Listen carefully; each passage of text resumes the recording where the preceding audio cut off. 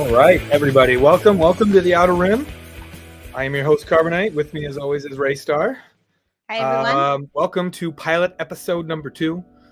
We decided to do a little pilot episodes. Oh no! And see, this is why here. This is why you do it, people. Things like that. Run. The test run. Here we go. But yeah, pilot episode number 2.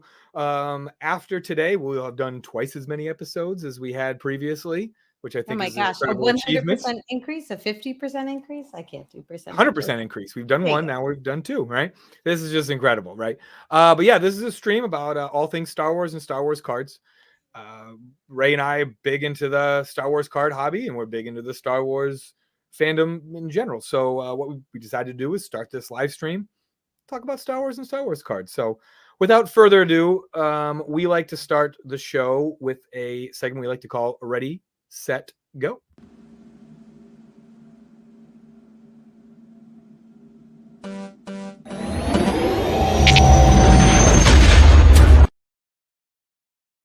All right, there we go. Little intro.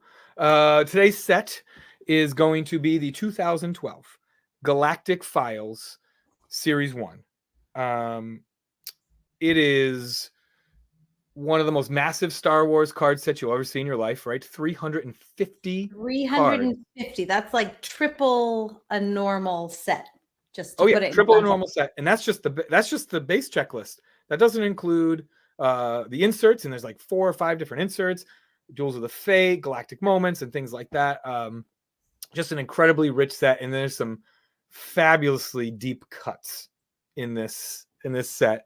Some characters from Legend. Remember, it's 2012, so it's pre sequels, mercifully, and it is, but it is post prequel. So what they do is they took the set, and there's a run in the checklist from each of the 6 movies. They threw in some legends, they threw in some vehicles, they threw in some factions, and everything in between. And it's color coded too, which is awesome. So for people who like sort of order and those kinds of, it's wonderful because each segment has its own color. Yeah. And yeah, like you said, the inserts from this I love. It's like classic lines, and I have a bad feeling about this, and just super iconic stuff from the whole series. Oh yeah, no, it's terrific. But yeah, so what we like to do to get the set rolling, Ray and I, what we do is we pick our favorite, least favorite, weirdest, lamest, anything in between. We each pick a card from the set, and we chit and or chat about it. So I'm going first this time. Ray, you got to go first last time. I'm going first this time.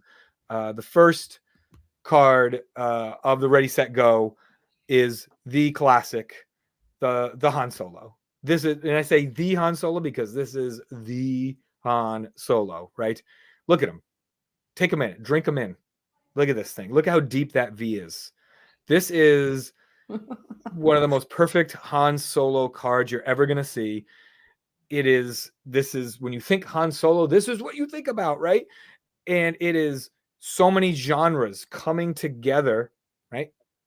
Like this, coming together into one. Wild West, science fiction, fantasy, the rogue, right? All that coming into play here. And what I love about this costume design, it's so simple, yet so iconic. When I went to see Star Wars at Fenway last week, right? How many people did we see with white shirts and black vests, right? Exactly. If you're doing the costume of Star Wars, this is the one that you do. Well, no. This is the one you go, oh crap, I got to dress up like Star Wars tonight. And you go in your closet and you find it because everybody has this laying around. You find it real quick. That's what it is. But it's perfect because it doesn't matter how you do it. It's recognizable, right? Right. If you don't have a Vader helmet in your closet. Yeah. Yeah, exactly. Right. And, he's got the gun. So wears that blaster low. It is just badass. It is, peak Harrison Ford, peak, I don't want to say peak Harrison Ford. He got better. He got better with age in many ways. But this is the Rogue One. Oh, yeah, no, this is, I love this card so very much. Well, so hold on. So just like you said to me last time, okay, pick the easiest card from the whole set. Because yes, obviously, right?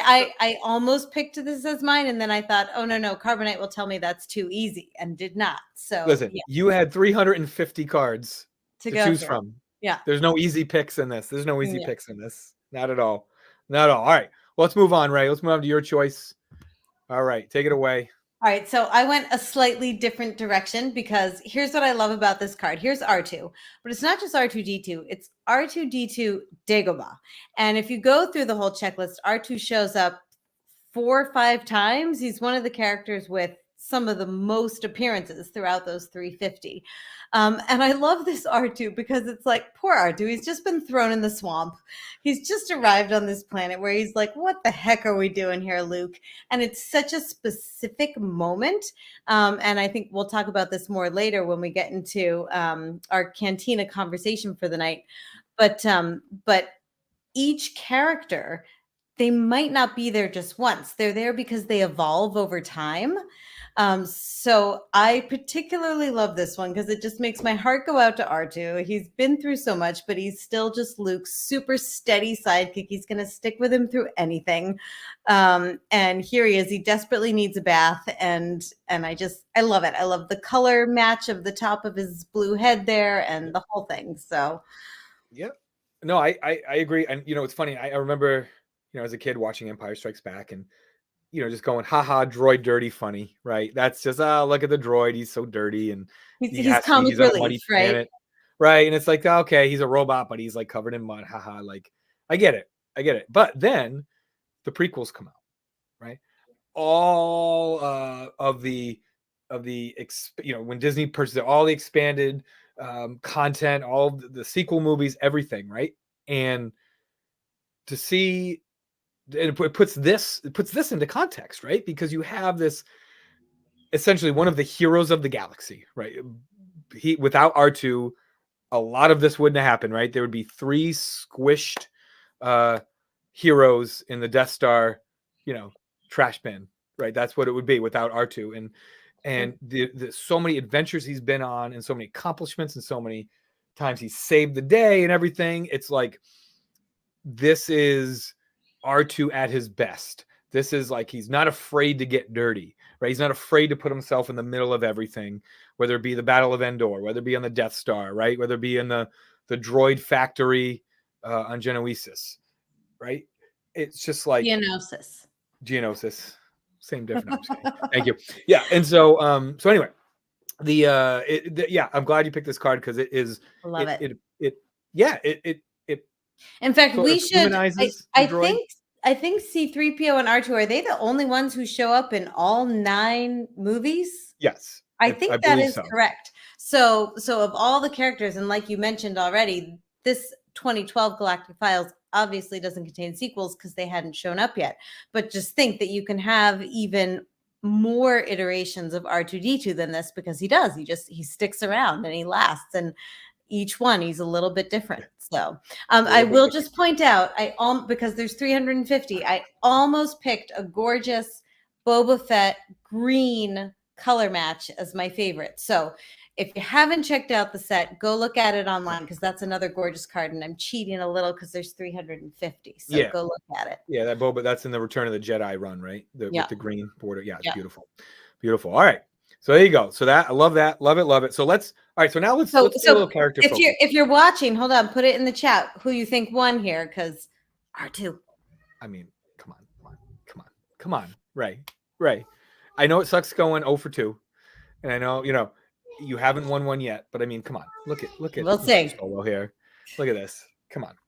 All right, so let's get into a little character focus with the set. So what we're gonna do is we chose one character from the Galactic Files set, and like Ray said, they evolve over time. And so what we're gonna do is we're gonna sort of take a look at the Luke Skywalker run in this set. So Luke Skywalker, for those of you who don't know, I'm just kidding. You know who Luke Skywalker is. I don't need to explain who Luke Skywalker is. So let's take a first card, right? First card, Luke Skywalker. This is perfect. It is, because they title it. The titles of these cards are even better the more you think about them. This one's just Farm Boy. It's the initial appearance of Luke. Bright-eyed and bushy-tailed. Never left Tatooine that he knows of. And it just says Farm Boy. That's it. That's it. All right, but hold on. Here's what I love about this card. So first of all, just all my Princess Bride fans out there, farm boy, right? Like, doesn't that make us think of everything about Carrie Elwes and Wesley? But this is not Luke as farm boy. Luke as farm boy is Luke posing in front of the two sons. He's already got his lightsaber here. So that's kind of what I love about this card is it's calling him a farm boy still, but he's already graduated beyond that. Yeah, but he gets the lightsaber from Obi-Wan, right? Old Ben Kenobi, right? Gets the lightsaber, yeah. and he has ignited it and used it already by the time he's on the Falcon. All right, fair enough. But if I'm thinking farm boy Luke, I'm thinking I want him in front of the little house. Right. I want him posing in front of the two sons of Tatooine. I don't know. So it's a very interesting choice on their part to call this card farm boy. Well, is it the thing where it's where he came from and where he's going? This picture's it's a crossroads. Right. It's right as he's entering this new phase in his life, but he's still a farm boy at heart. He's still naive to the greater workings of the galaxy. True enough. He has that lightsaber in his hand. Doesn't know who Dad is yet. But it's the blue lightsaber, not the green. Yes. Right? It's not his, right? Yeah. And there you go. So in the set, what they did with a few of these cards too, which I love, is they did a little short print with some of them. So this is the same numbered card in the set, just it's a different Luke, right? It's the New Hope border. Stormtrooper Disguise. Now you already see, if you just go back, like if you already see him with a better haircut, first of all, because this is definitely a production still. This was this was when they take him in before they even film the movie, put him in all the different costumes and take pictures. Weren't thinking about the hair yet. And then this is his haircut in the movie, a little nicer, right? A little more stylized. But anyway. Yep. But and don't we have it's almost like an alternate universe, it's the variation card, and I love that. Don't you have that sort of line where he says, I want to join the academy or whatever? It's like, oh my gosh, this is what Luke would have looked like as a stormtrooper. Right. He wants to go join the Imperial Academy, right? And he gets all excited about when he hears about the rebellion for the first time, but yet at the same time he wants to go off and follow his friend Biggs, right? Because Biggs joined the Imperial Academy, if I'm not mistaken. And then moved over to the Rebel Alliance, as we all know. But this could have been the future of the galaxy right here. Stormtrooper Luke. Yeah. I mean, he could have been, right? I mean, with his skills and his force, he could have risen to he could have been the one commanding AT-ATs on Hoth, attacking the Rebel base, right? I'm getting chills. Stop. Oh, yeah. There you go. Even in 95-degree humidity, I'm getting chills. Yeah. By the way, Ray's on location, not at home, in the most humid, hottest place in the northeastern in the galaxy right now. There you go.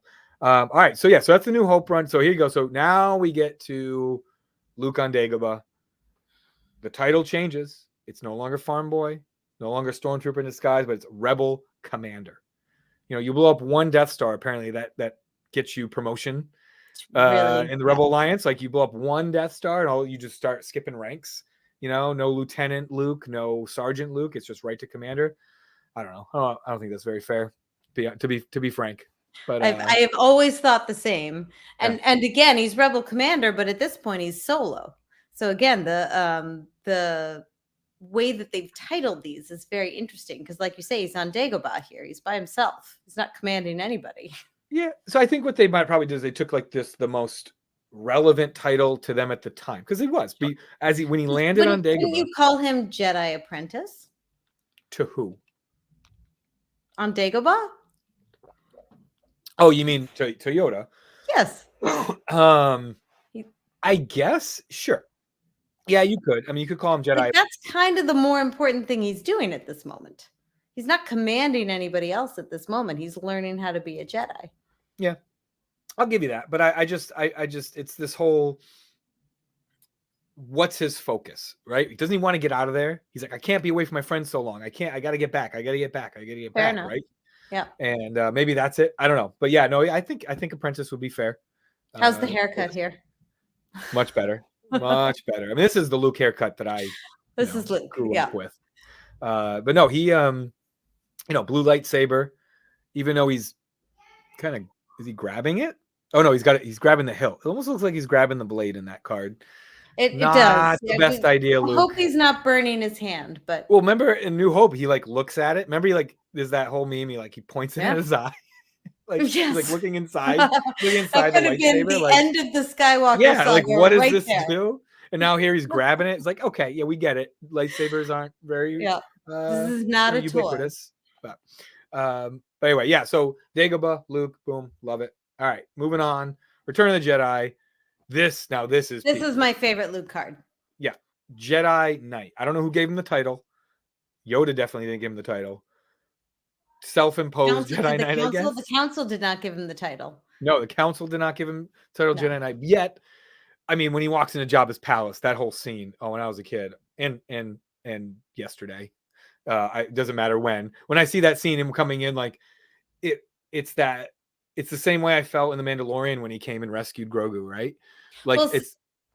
Yeah, see, I don't get that from when he walks into Jabba's palace, and that's why I was so grateful to The Mandalorian, because it felt like it was like, okay, this is Luke as a Jedi Knight, and this is how I wanted to see him all the way back in Jabba's palace. True, yeah. Just go in there and just start massacring everybody. Is that what you're saying? Yeah. Just to start beheading Gamorreans left and right. Yeah. No. I agree. No, I agree. But this is peak Luke in the original trilogy, right? This is him. And the rest of the movie, he's just that stoic badass. And that's how I always felt the light side was, because of Luke, right? That he was just calm and he just knew what was going on. And no matter what happened, he was in charge. Like, no matter what, it always felt like he had a handle on things until the throne room, right? And then and that made that even better when he was kind of torn back and forth. Oh my God, like I want to go help my friends, but I also kind of want to murder my dad and this old guy, right? Like it was great. It was great. And so, yeah. So the run ends beautifully, right? 2012 Galactic Files, 350 card checklist. Have we mentioned that yet? I don't know if we've mentioned the 350 card. 350 people. But they threw in some legends. And so right here you have Dark Luke Skywalker, one of the coolest cards that you'll see, because I don't know if there's another true Dark Luke Skywalker card in any of the sets. No, I think we have a Cade Skywalker that we thought was a Luke, and it wasn't. Oh yeah. But no, this is it. And so in the Zahn novels, what happens, right? Luke sort of falls to the dark side very briefly, right?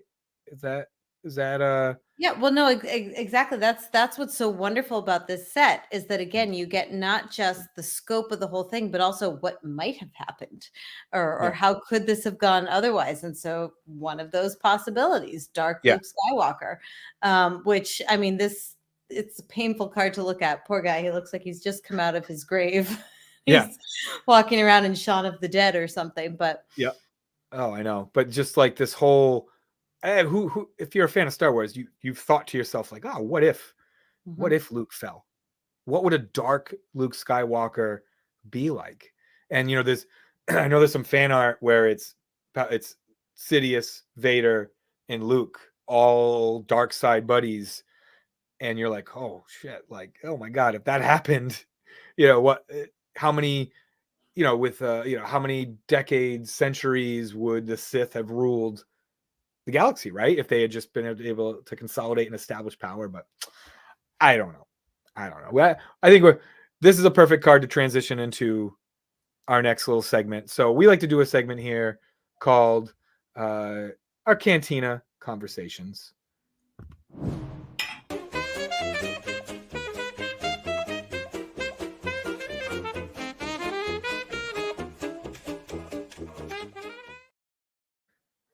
And so, Ray, while I get rid of this card that I thought was going to disappear. I mean, he's taking over the galaxy. Taking over the galaxy. I thought it was going to disappear. Apparently not. Apparently, I know computers. What do you think of the new music? Love it. Yeah, love it. Right? Cantina. If you like it, please tell us in the comments. Yeah, I got a sound guy now. No big deal. And I've been trying to tell him, I just need some music. So I also want to pep up the stream, this and that. So we're having some music created, and go for a little Max Rebo band there. Yeah, and he sent that over my way, and I was like, you get it. You get it, my friend. You get it. Carbonite. Do you have your blue milk tonight? Yes, I have my You're my 0 for 2 on beverage. the blue milk with the orange thing. Well, this is gonna be my trademark now. I decided. Yeah, all Giant right. orange plastic cup. I mean, space cup. It's made of space things. Yeah, It's a space cup. meteorites. Meteorites and such. It's a space cup, science cup. But cheers. Cheers. Ding. There we go. Okay. So yeah, so All right, Cantina what are we talking conversations. about tonight?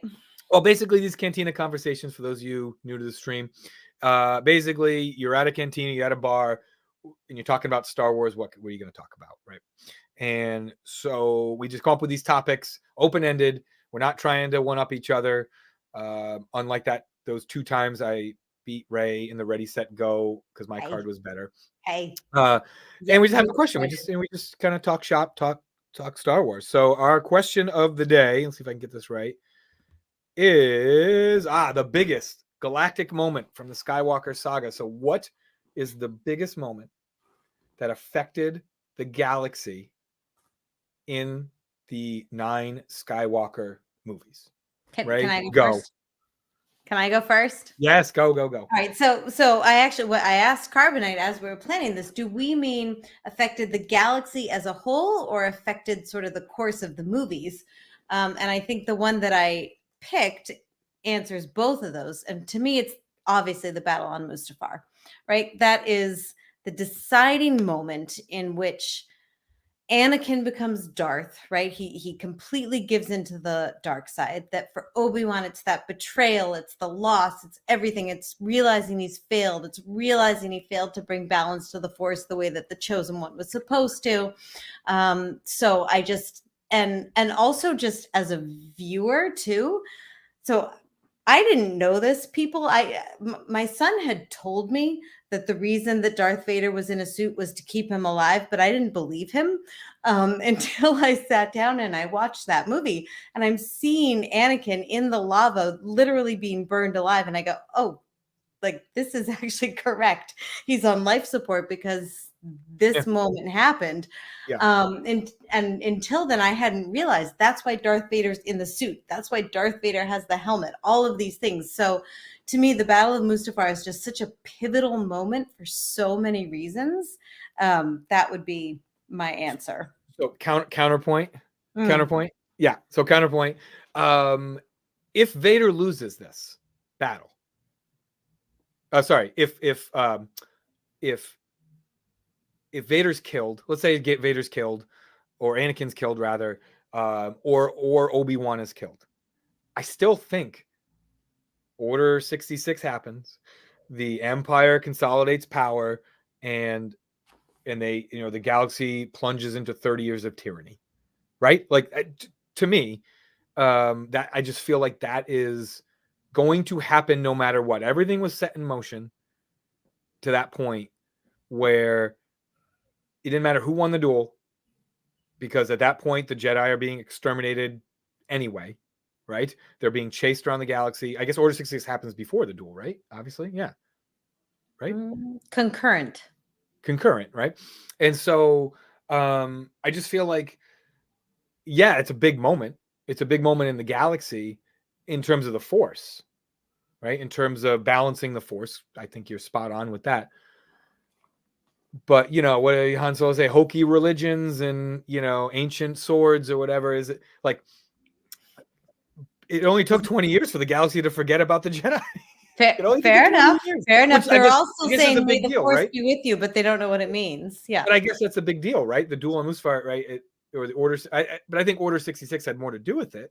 Okay. But fair enough. It only took 20 years for the galaxy to forget. They just forgot, about the Jedi. Are you saying Order 66 is the biggest moment? No, because I think the wheels.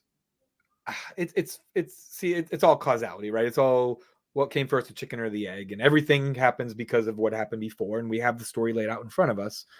I think though, from a Galaxian's point of view, your average Galaxian, did I use that term right?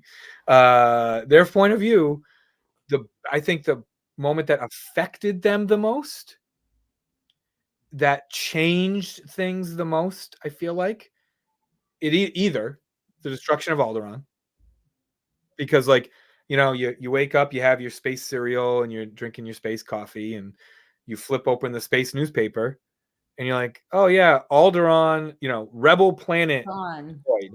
So all of a sudden you realize that a planet can be wiped out in a moment. Yeah, rebel, because obviously the Imperials the propaganda would be crazy, and it would be like Imperial, rebel planet destroyed, entire planet, implicated in plot to assassinate the Emperor, whatever it would be, whatever they would frame it. And it, even to the most, I don't care if you're middle class, lower class, upper class, I don't care if you're, a smuggler, it doesn't matter if you are, Luthen on Coruscant, right? That moment that planet gets blown up, things change for you in a very cerebral, I don't care way, where you feel the evil in the galaxy, right? You feel the control of the Empire, and you can be next, right? That little anxiety that people might feel, because guess what? Oh, press the button, you may fire when ready, right? The sound, if I can't do the sound effects that well, but Death Star blows up a planet, and so all of a sudden now you're just like, you're sitting up a little straighter, you're kind of like, you're walking down, you're eating a space candy bar, but again, wrapper, I'm not going to throw that because I don't want the Empire to go back to my point, because so much of it is about the Skywalker family, right? Sure. That if Luke hadn't, or rather if Darth Vader had not in that moment become Darth Vader, and then because of that you have Luke's whole arc, and Luke's the one who ultimately is going to save everybody from that potential of the Death Star to blow up your planet. So which one, yes, one might make you sit up and take notice as you read your Galactic morning newspaper, but which one is actually affecting you more? I'm still going with Mustafar. Okay. Oh, it's fine. Fair enough. Any other candidates? I was thinking one of the other ones I was thinking was oh my god, something in the movies that happens. It was no, I know. If you're talking about cause and effect, you're talking about snowballing, right? If you're talking about like this happened on Hoth, for sure. No. It is snowballing on Hoth. Oh, I get you. Yeah. No jokes. No, what I'm thinking is in New Hope, when those two doofuses are on the Star Destroyer, and they're like, "Sir, picking up a life, escape pod heading to the planet. No life signs on board." And the guy's just like, "Yeah, just let it go. We're looking for 2 droids, but who cares? Just let the escape pod go down to Tatooine, right?" Like, exactly. Had they just blown up R2-D2 and C-3PO, guess what? It's game over, man. Right? It's game over, and who knows what would have happened, right? So I think, again, you're looking at causality, you're looking at what ifs of this happened because of this, that one quick little moment of like, nah, don't blow them up. But I know why Lucas had to include it, right? Because you had to be like, why didn't they just blow up the escape pods when they jettisoned, but it's like, you have 1,000 guns on the Star Destroyer. You can't just one shot, one energy bolt, one blaster bolt, and take out that escape pod. But I don't know. What about you? Got any other ones that you were kind of chewing on? Honestly, that was as far as I got. So why don't we here? Do you want to move it on? Jump to our next segment here. All right, next segment, people. All right, so the next one, I gotta intro this a little bit because, whoops. The next segment we do here, it's a fun one. It's a little fun one. It is called Would You Rather? And so essentially what I did was, and Ray doesn't know this, that's why Ray is not on the screen right now. But I just took a bunch of cards from the 2012 Galactic File set, which is what we're talking about today. And I'm going to throw them up, and I'm just going to say, hey, Ray, would you rather? And for Ray, it's earmuffs, Ray. Earmuffs. No. Ray is just going to have to decide. No context. There's just no context. Would you rather? And that's it. And that's all. Right. That's all. Do you want me to say as I say it? Do you want me to say would you rather, or do you want me to just pick? No. So you're going to pick. Well, I'll give you context if you need it. Okay. You can give us context if you need it. But yeah, without further ado, here we go. Would you rather?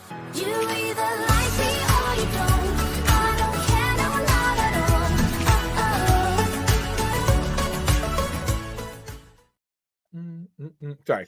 That's too good. I Dancing a little bit. I like that song. All right. So the first one, you ready? I'm ready. All right, you're ready. Okay. All right, first one. Here we go.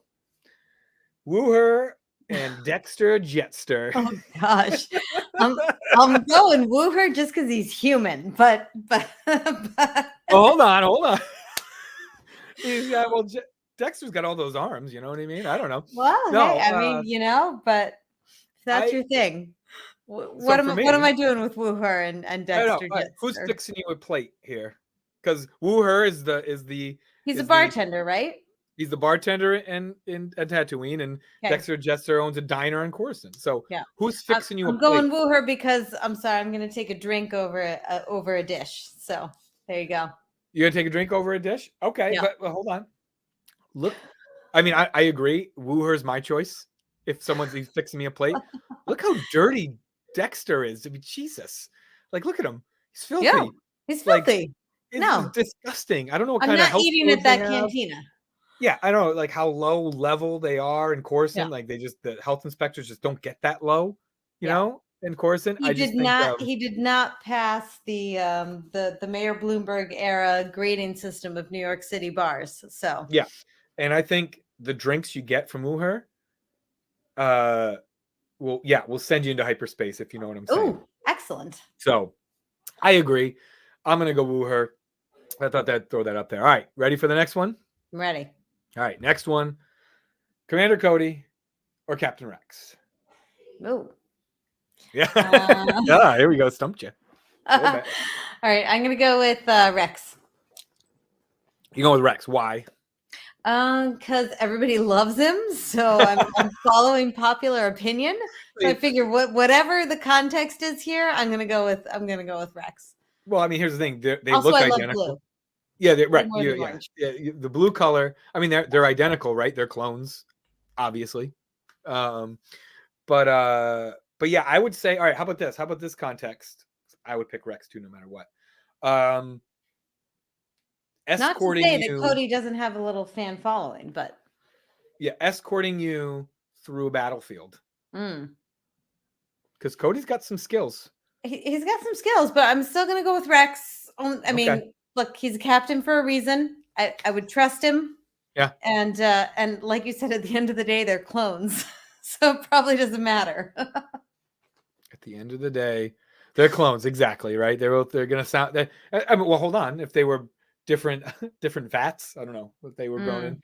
Different batches. Different batches. Thank you. Yeah. Different batches. Right. Yeah. I don't know. No, I mean, Rex, obviously fan favorite. When we sell cards, whether it be live show, whatnot, doesn't matter. Rex is like, people like, do you have any Rex? You got any Rex? You know? Everybody wants sexy Rexy. Sexy Rexy, baby. That's what we like to call him. Yeah. He's our sexy Rexy. Awesome. All right. That's number 2. Ready? I'm deciding which one should I give you here. Easy. You want the easy one or the hard? No, we'll do the fun one. We'll do the fun one. Give me the easy one. Save the hard one for last. Because I did some research. All right. Next one. Admiral Abar, Grand Admiral Thon. Here we go. I'm this going. Is not a trap. I'm going Thrawn. Is that? You do like blue. You do like blue. I do like blue. And a little bit dark side. So I'm going Thrawn. Is it those gold tassels on his shoulders? Is that what it is? No, it's the blue. It's the blue. It's the blue guy. No. All right. How about this? And I think it's the same answer. Yeah. Who would you rather have in commanding your fleet? Yeah. I mean, so again, and I've read Legends. There's Thrawn. He's got an intellectual capacity to him beyond just the army commanding thing. He's super into art and culture, and I'm going with that. I don't know that Admiral Abar has ever shown me that. Hold on. Wait. Poor Mr. Abar here. How do you know he's not into art and culture? I said he hasn't. Because he's a fish? Is that why? Because he's a fish? I didn't say he isn't. He just has never shown that to me, where I have seen that side of Thrawn. Right. You would have fallen right in line with the Empire, wouldn't you? You would have fallen right in line. Let's get over to let us just go. He had me at Monet. What can I say? Conquer Mon Calamari. Use their ship. Oh my God, you would have just been right at it. Just come on, right? No, but I just think I think you're right. But Thrawn he gets all the lip service, right? He gets everyone talks about Thrawn, and you obviously the Zahn novels. Yeah, like you said, he goes, oh, who is right? There's that one scene. He's like, who's commanding this ship? And they tell him the species, and he's like, oh, okay. Right. He studies species based on their art. Yeah. And so he's thinking constantly about these things and I don't know. I've just never seen Admiral Abar get that deep into the enemy. So I mean, he did successfully lead the attack on the Death Star too. And many other, I'm sure there's many other accolades we're not even aware of. And he makes it all the way to The Last Jedi where they freaking kill him off screen. And my boy. Fair enough. You can accuse me of speciesism. Yes. Oh, I will. Enough. It won't be the last time. It's not the first time. Won't be the last time. Fair enough. You know, there you go. No, I love it. Grand Admiral Thrawn for sure. All right. Last one. You ready? I don't know. Am I? No, this is a fun one. Here we go. All right. Winter or Mara Jade? So, those of you who don't know, I'm going to give a little background. I did a little research myself just to make sure I was well aware of both. We all know. So, Mara Jade, Hand of the Emperor, future wife of Luke Skywalker, assassin turned Jedi, turned smuggler, turned Jedi Knight, right? Wonderful, wonderful story behind Mara Jade in Legends, both Legends characters. And then Winter. Winter grew up on Alderaan with Princess Leia. Winter became one of the most reputable rebel spies during the rebellion. Posed as Leia on more than one occasion, and ended up in Legends being a babysitter for the Solo kids. Yep. Was their babysitter when they were young. Married Tycho. Can't remember Tycho's last name. Now it's escaping me. Should have wrote it down. I'm gonna miss that one. So what's my would you rather? Because here's the thing. Love me some Winter, especially because she has a photographic memory, which I have always wanted. So I'm very jealous of Winter. So I love Winter, but I'm still gonna go with Mara Jade because she's amazing. So I have and if you want to have a text repeated to you verbatim, then my would you rather is Winter. But for everything else, my would you rather is Mara Jade. Everything else, entire everything else. Okay, the entire everything else of the galaxy. Fair enough. No, but you know what I chose these two, and it's one of those kind of those unheard of, where it's like you have, you have the we lost Ray for a second. It's the doldrums of filming on location, but you have on one end, you have Mara Jade, Hand of the Emperor, as evil as they come, right? Sent to assassinate many rebel leaders over the course of the Age of Rebellion and this and that, and then you have Winter, kind of the antithesis of Mara Jade, right? You have rebel spy. Someone who fought for good, was chummy with the big three with Han, Luke, Chewie, all those, right? It was really close in that inner circle. So I like the contrast between the two, right? You have the Imperial agent, and then in the end they both end up on the same side, right? I guess they're not sister-in-law. That book wasn't published 30 years ago. You just spoiled it for everybody who didn't read it 30 years ago. Oh shit. Sorry, everybody. No, but you have they end up being in the same circle in the end, right? They end up kind of all falling, not falling, but when Mara Jade falls to the light side, it's they let's put it this way, they're all hanging out at the family barbecue.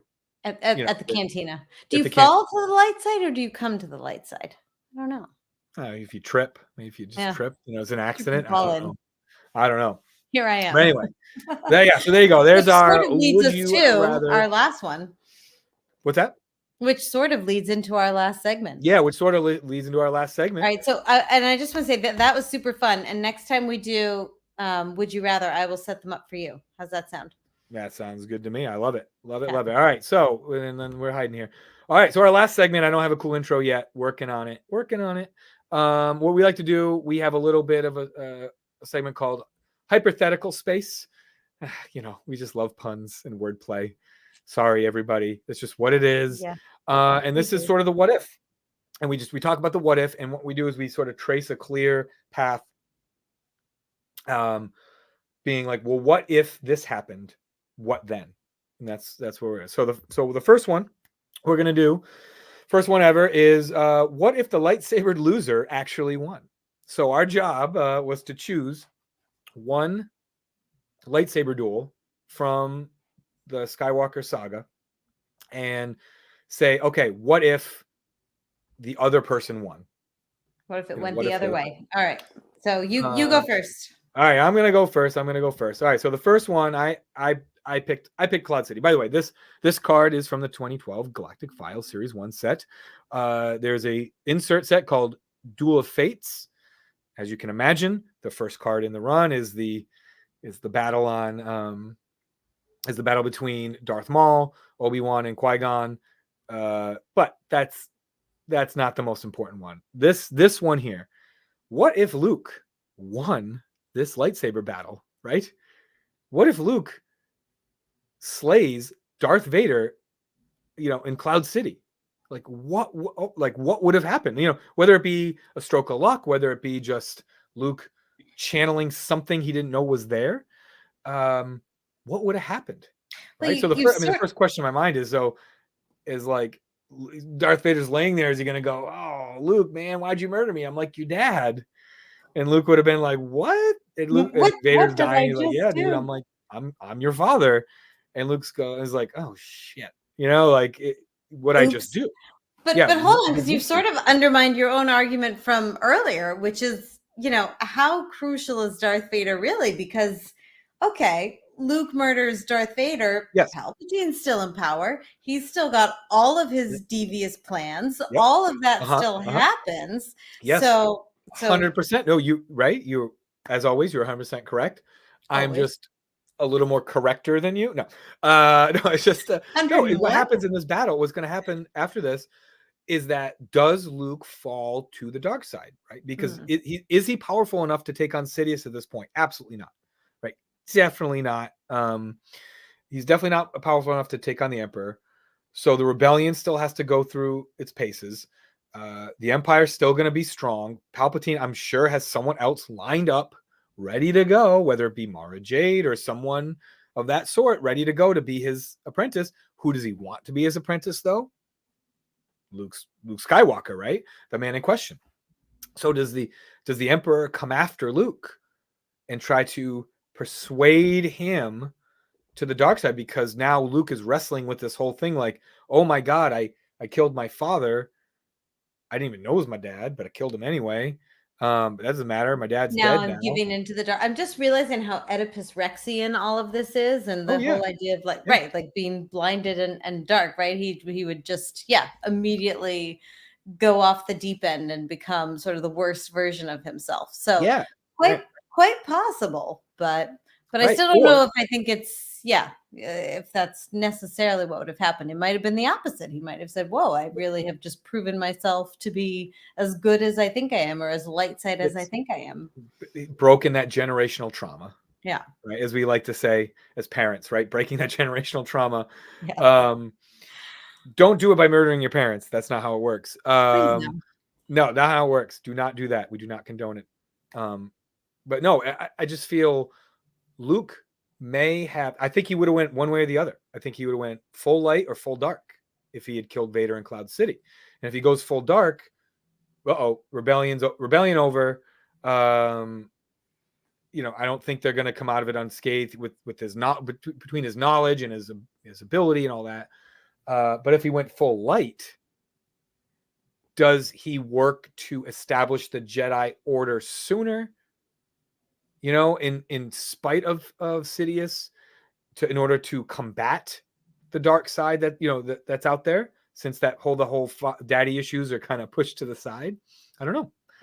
It would be very, very interesting though, and I just am. That's why I always think about that. Like, what if Luke had just Vader slips, on an oil spill on the catwalk, and Luke just gets him. I don't know. That would be pretty cool.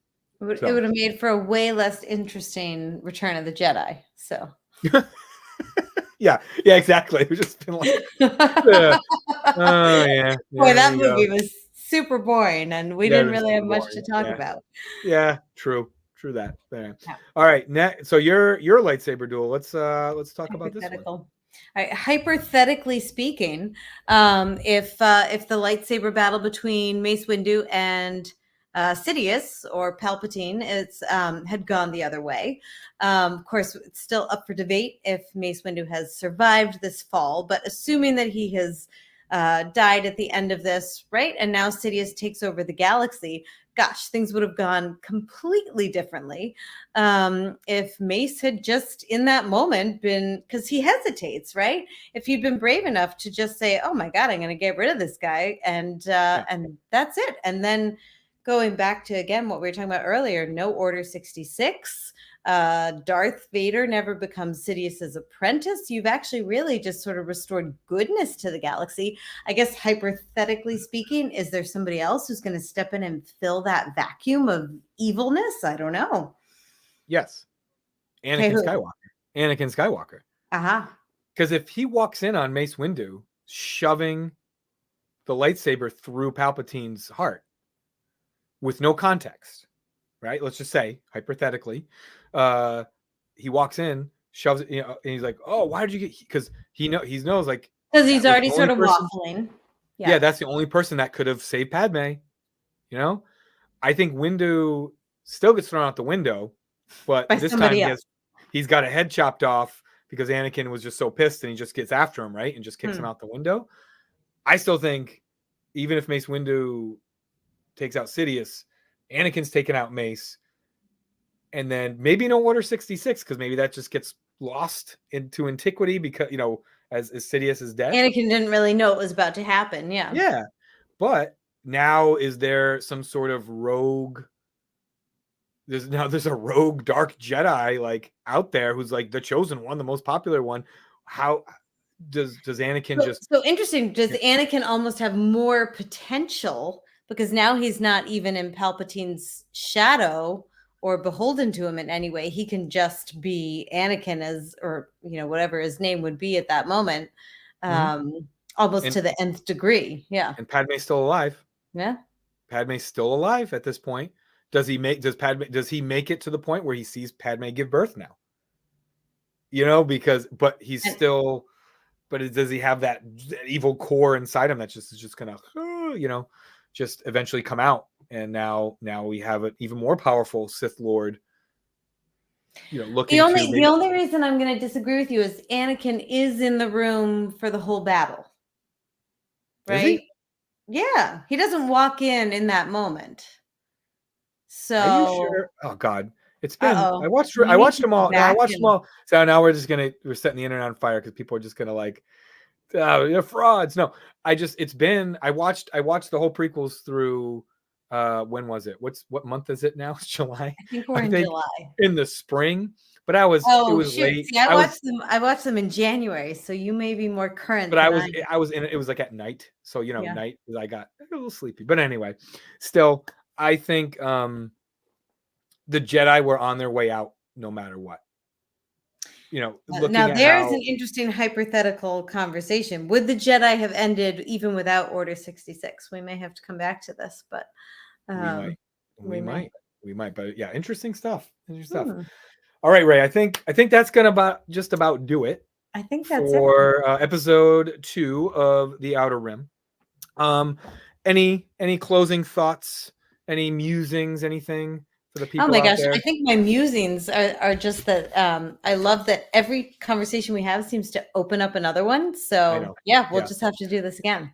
I know. And if I wish these were more often than once a week, but we'll see if we can make it happen more than once a week. So all right, everyone, thanks for joining us today on The Outer Rim. I'm Carbonite. With me as always is Ray Star, and we will see you next time. May the Force be with you.